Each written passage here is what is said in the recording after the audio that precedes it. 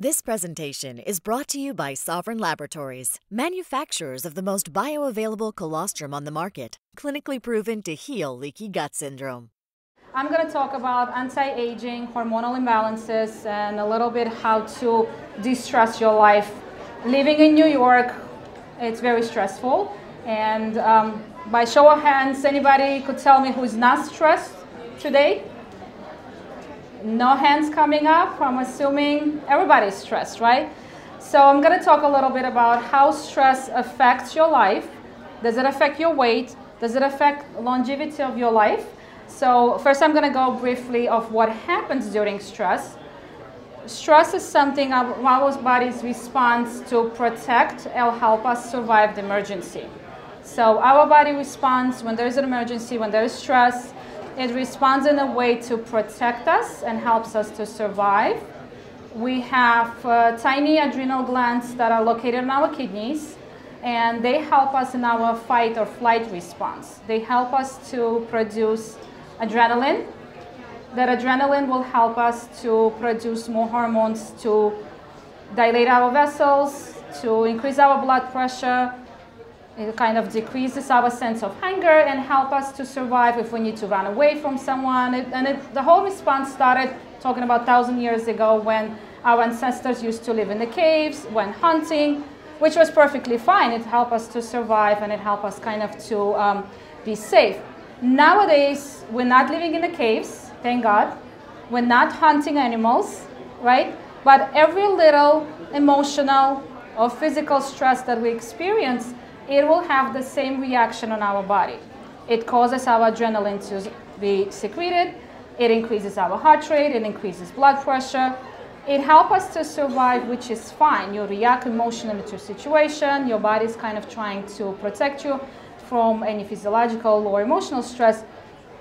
And then there's a period when body relaxes and we kind of get back to the normal. Unfortunately, what happens in our lives, we constantly exposed to stress.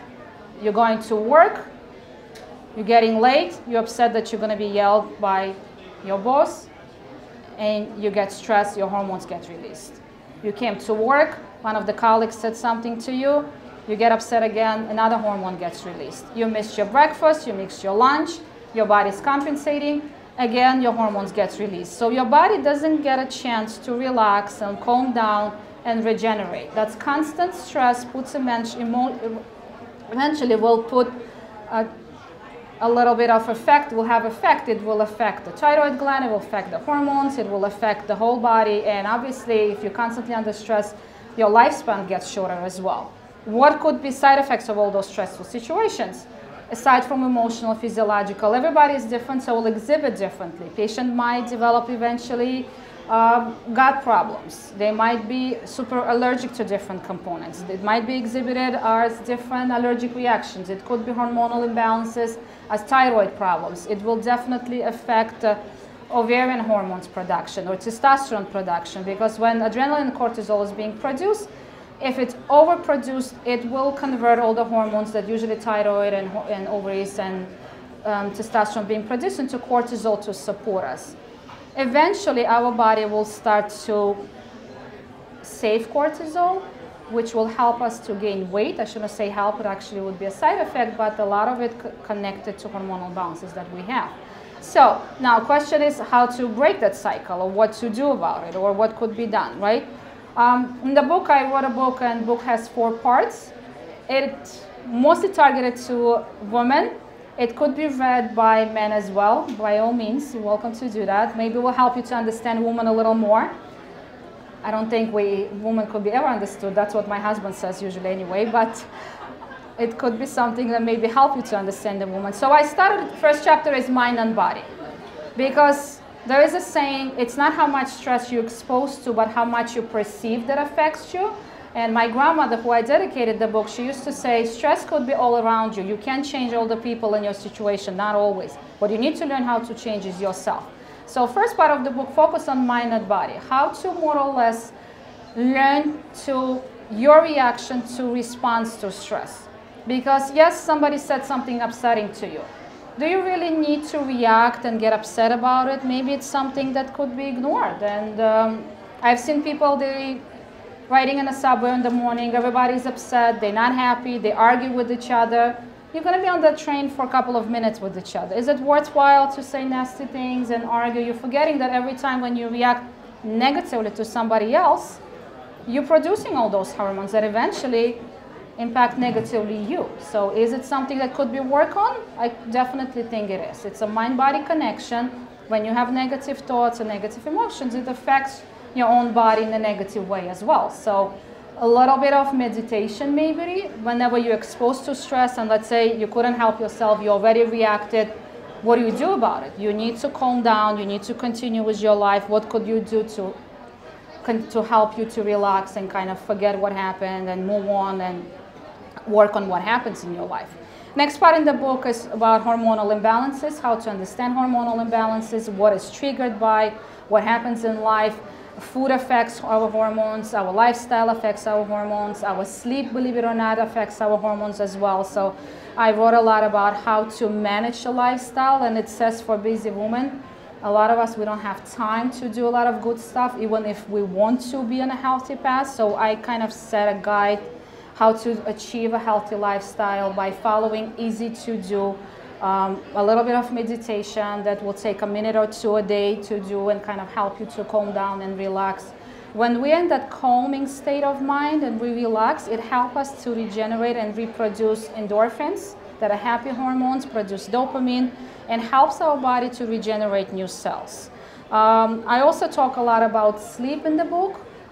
During sleep time, and I'm not talking about 4 or 5 hours a night, at least 6 to 8, that's when our body produces growth hormone, and that's when our new cells generate. So if you're cutting on sleep, you're basically making your life shorter, relatively speaking. When Sophie Lorraine, and everybody knows Sophie Lorraine, right? She's beautiful, she's gorgeous, she's God knows how many old right now, but when they ask her, can you give us one beauty tip, what helped you to look so young and healthy? She's like, I always make sure, no matter what it is, get at least 8 hours of sleep, and I will go to sleep at 10 o'clock. She's like, all my casting, all my role playing and everything else has to be finished, and all my producers knew that everything needs to be done before 10 o'clock. So a little bit makes sense, because when you sleep, you regenerate new cells, and the more you sleep, more growth hormone being produced, and you regenerate more cells. The less you sleep, more complications you would have. Also part of my chapter is, the last chapter is how to change now your life to live healthier. Different tips on transforming the life. How many people in this room actually go to the gym and exercise? Not many. God bless you guys if you have time to do that. Living a New York life, I know it's not easy. Don't have time to do it, which is understandable. I have a chapter that I offer to do exercises on an office setting or a home setting when you do not have time to go to the gym. There's certain exercise that you could do in between. Take 5 to 10 minutes of the time at work, and there's easy to do exercise. Do not need any specific machines. Something that at least keep your muscles toned and at least to have your body in shape. And then obviously if you have more time, it would be beneficial to go to the gym. I also have a caution. When I was writing an exercise chapter, and I told myself, what do I know about exercise? I'm not a specialist, I'm not an exercise coach, so who am I to tell people that you need to exercise certain way and not certain way? So I got help from some exercise experts, and one of the rehab specialists who helped me to write the chapter, and they caution if you didn't exercise for a long time, it would be better if you get help, get assessment, and start slow and kind of move it on so you do not get injured. Because a lot of people, they have good intention, they start exercising, exercise might not be the right for their body or their muscle tone, and then they hurt themselves and they stop exercising. Happened a lot with the yoga classes that I attended. I spoke to yoga instructors, and that was their concern when people come in and decide to do those Zumba classes, yoga classes, or something more advanced. They might not be ready for those exercises, so something else. If anybody did not get a chance to exercise, week was too busy, what is the easiest way to do exercise? It's just by walking. You could lose calories, you could walk, just walking a mile a day if it's possible. Right now there's pedometers that are being sold, and you could actually track how much you're walking a day, and you would be surprised that the easiest way to do would be, if you're driving, maybe park a little bit further than your job and kind of walk the rest of the distance. Or maybe when you do grocery shopping, go around the supermarket if you have time, 1 or twice, just to get your walking exercises. So very simple things. I also discuss how to clean environment, because there's a lot of information now on the market going on, and a lot of different books are published, and there's a lot on websites as well about how our toxic environment actually affects our body and our hormones. We know there is a very close connection now with our chlorinated water, and it's causing a lot of damage because it's replacing iodine stores in our body, and iodine is something that we use for our thyroid. So there's a lot of cases of hypothyroidism. I check my patients, and almost every third patient have some kind of thyroid deficiency. We drink chlorinated water, it replaces iodine in our body, and kind of thyroid is not able to function properly. Other things would be exposure to toxins that we have in the environment, air that we breathe, and all the products that we take on the market, and artificial sweeteners. So with diet, there's so many things right now that you have to be very careful and read the labels just to make sure that you're eating healthy and making sure that your body is safe. It's probably impossible to change the whole life if somebody decides to become healthy, and I've seen it happen. My patients come in, doctor, I want to do it right, I want to change everything, and they decided to change everything in their life, their diet, their exercise.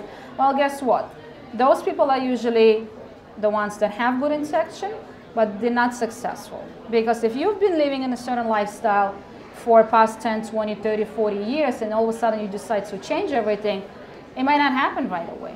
And people give up because they get overwhelmed. They feel that they don't know where to get this information. And my advice, I usually tell my patients, start slowly, little by little. Even if we don't work on a diet plan, we start, let's change your breakfast first. What do you eat for breakfast? Let's change it. Maybe there is a substitution or healthy solutions for whatever breakfast you like to eat in the morning. Then breakfast more or less work. Let's work on your snacks. Snacks are the ones that easiest to fix, because you could just grab a handful of nuts and kind of have a fulfilling and healthy snacks. Then lunch, then dinner. And do I eat perfectly myself 100%? No, I'm not gonna lie. I usually follow 90 to 10 diet, 90% healthy, 10%. I occasionally want some piece of cake. I try to eat healthy cake a little bit somewhere, once a month, once every 2 months. Is it bad? Maybe, but hey, I have to have a break as well myself too, right? I can't be always perfect. So little by little, it's more of what you do on a daily basis as compared to what you try to do. And I've seen people yo-yo dieting. You probably guys have heard of, or your colleagues. I loved when you go to the restaurant, everybody's on a diet.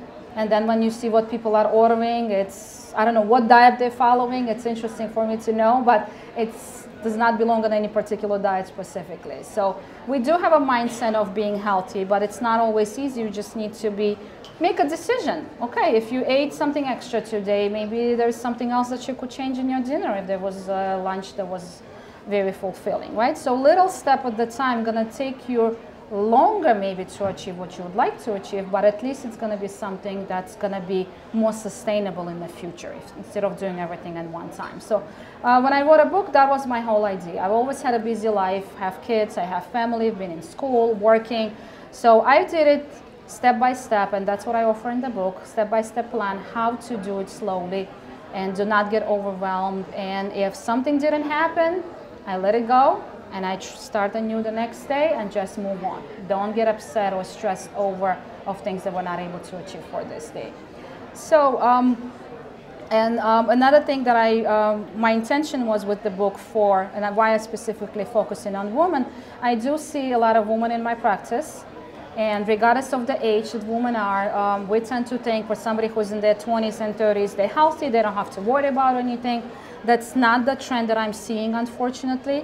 I'm seeing women in their early 20s, very young. That's the time when we should be more active, have all the energy, and it's not the case. And I'm seeing more and more younger patients actually who are very sick, much sicker than my older population. My baby boomers are the ones who seem to have energy. I don't know, maybe people were made stronger back those days than the kids that we're producing now. I don't know what it is, or maybe it's environment. or maybe it's lack of exercise that our kids barely have any time to go out or play. Or I remember when we were kids, we were running around, climbing trees, and we're having fun. These kids are sitting home and watching TV, playing iPads, and being kind of constantly using the electronics, right?